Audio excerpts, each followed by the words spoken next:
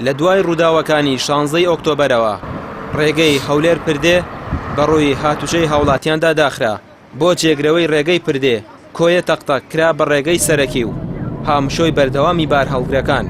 ڕێگەکە خەریکە بەرەو وێرانبوون دەڕوات بەڕێوەبەری هاتوچۆی کۆیە دەڵێت بار هەڵگرەکان بە تەواوی دانیشتوانی ناوچەکەیان بێزار کردووە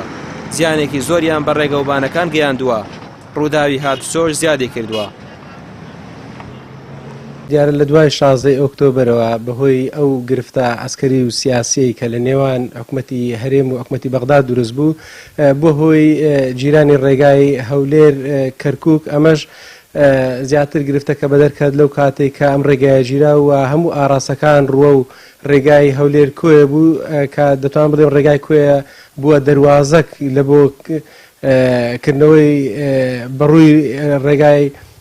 کەرکووک و هەروەها شارەکانی تر دیارە لە دوای ئەوەوە کە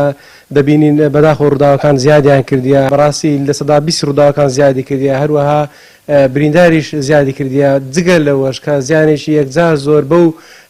ڕێگای هەولێر کوێ بەرکەوتە وەک دەبینن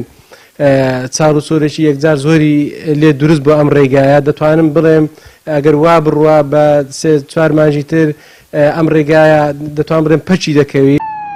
لە 16 ئۆکتۆبەر دەسەڵاتدارانی هەولێر لە ترسی پێشڕەوی هێزە عراقیەکان پردی پردیان ڕوخان لەو کاتەوە تا ئێستا بەڕەسمی هاتوچۆی پێدا ناکرێت بۆ ئەوەی بچیت بۆ هەولێر یا دەبێت بە تەختەق و کۆیەدا تێپەڕیت یانیش بچیتەوە دۆڵی سماقوڵی. چەندی جار خەڵکی ئەو ناوچەیە خۆپشاندانیان بۆ قەدەغەکردنی هاتوچۆی بار هەڵگرەکان ئەنجام داوە.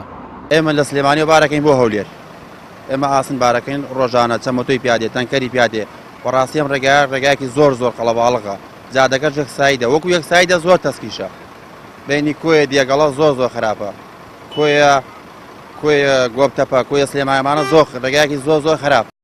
بەڕێوەبەری هاتوچۆی کۆیە داوا لە بەرپرسانی هەولێر دەکات ڕێگەی پردێ هەولێر بکەنەوە چونکە ڕێگەوبانەکانیان خەریکە بە تەواوی لە ناو دەچێت بڕیاری نەکردنەوەی ڕێگەی پردێش بە سیاسی دەزانێت لەلایەن کاربەدەستانی هەولێرەوە. بڕیارەکە بڕیارێکی سیاسیە ئەم ڕێگای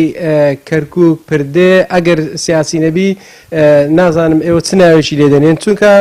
زەرمەندی یەکەم هاوڵاتیە ئەگەر ئێمە پێمان وایە لە بۆ بەرژەوەندی هاوڵاتیان ئیش دەکەین پێویستە بە زووترین کات ئەو ڕێگایە بکرێتەوە. تا ئێستاش زۆربەی ڕێگەوبانەکانی کوردستان هەر ئەوانن کە حکومەتی بەعز دروستی کردووە ئەوانەی حکومەتی هەرێم نۆژەنیان دەکاتەوە بەرگەی 1 ساڵی هاتوچۆ ناگرن.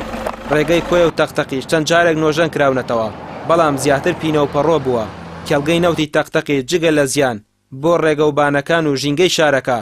خەڵکی ئەو ناوچەیە هیچ بەرهەمێکی تری لێ نەچنیوەتەوە. ڕەمێڕ عوسمان کەناڵی ئاسمانی پێیام.